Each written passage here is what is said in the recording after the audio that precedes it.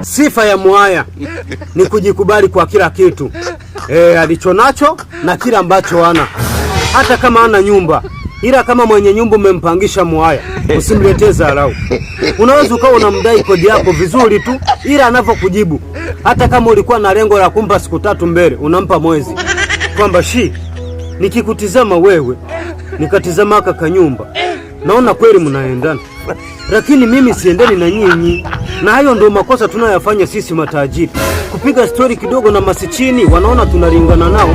Kwanza mimi nilikuja kupanga kwako ili nikuheshimishe wewe, eti unanidai 1,000. 1,000 unajua mimi nyumba yangu ina gharama ya shilingi ngapi? Ghorofa. Na uwezo wa kubomoka kajumba kako nikakujengea vingine 7.